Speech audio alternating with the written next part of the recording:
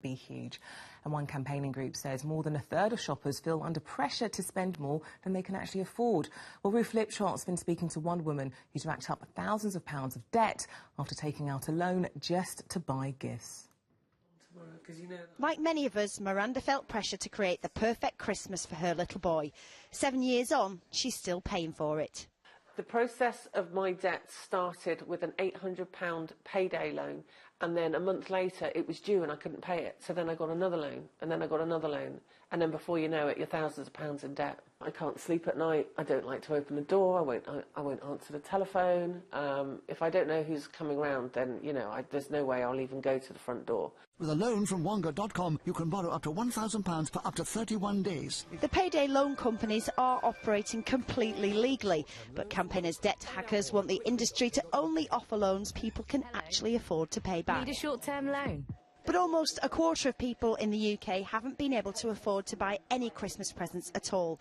This charity are collecting toys for 5,000 kids living below the poverty line in Hackney.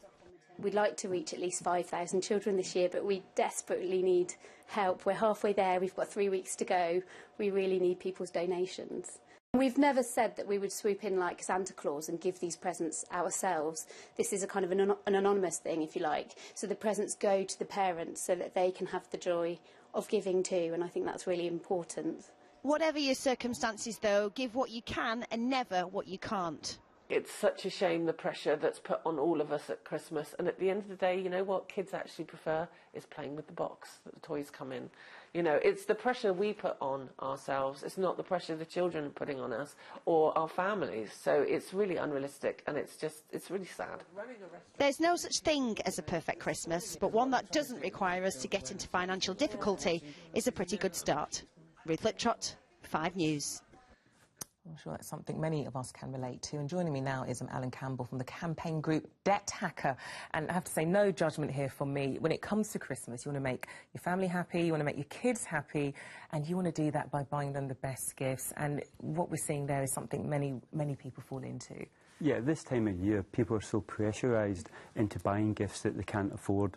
And the situation that you had there with Miranda was so crazy. She had a requirement to give her son a really good Christmas. She thought she was doing the right thing, and she went into debt for £700, and that ballooned up to £7,000 where she loaned money to 6 or 7 payday lenders. And what our campaign is about is to say to people, if you've been sold an unaffordable loan, then you've got the right to make a complaint. And if that complaint is successful, and most complaints are successful, then you get back all of your interest, all of your charges, and you get that loan removed from your credit score. Wait a minute, so you get the loan removed from your credit score, and does that mean the loan's wiped out? It means if it's a loan which you have repaid, yeah, you get back all of the interest and all of the charges on the loan that you've repaid. If it's an unaffordable loan which you're paying just now, then you no longer have to pay the interest on that, because it only becomes repayable when it is affordable to do so. You see, the thing is that people think that if they struggle to repay a loan by missing bill payments or going without, then that means that the loan was affordable because you managed to repay it. But actually, if you struggle to repay a loan, it means the loans were unaffordable. And in those circumstances, like Miranda, you've got the opportunity to make a complaint.